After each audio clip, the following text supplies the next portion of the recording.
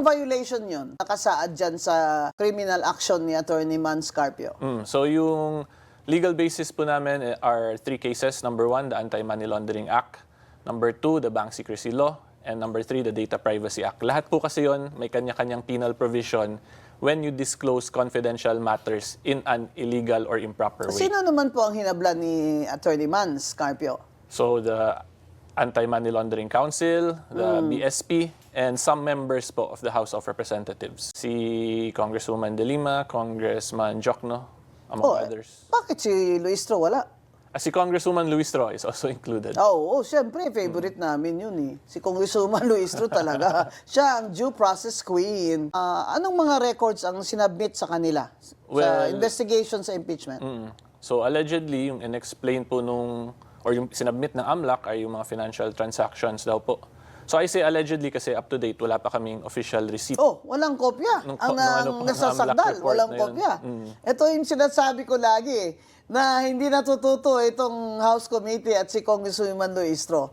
Kasi sa first na impeachment ruling ng Supreme Court ay due process din ang focus ng decision na yon, yung lack of due process. Kaya ito na naman si Congresswoman Luistro na kung ano-ano ang pinagsasabi na. Nag-object na po dito ang mga ilang congressman na bakit sinasabi na para dagdagan ang mga dokumento na ipapasok sa records, na ipapadala sa Senado.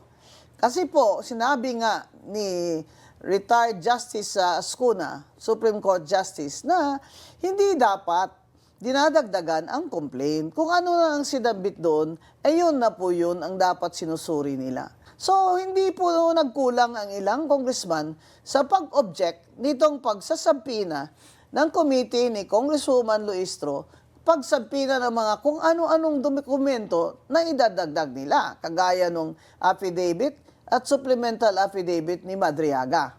Dinagdag din nila ang affidavit ni Trillanes. Kung kaya, pag inadmit nila kasi yun, di kahit ano, pwede nilang i-admit. Ano bang ginagamit na rules of court dyan sa Justice Committee? At kung ano lang ang gusto nila, yun na yun. Whatever they can think of to make matters worse for the Vice President. They are tinkering with the constitutional requirement of due process. And then when the Vice President went up again to the Supreme Court to question this impeachment proceeding, sasabihin nila, ba't ka natatakot kung wala kang tinatago? Kayo naman.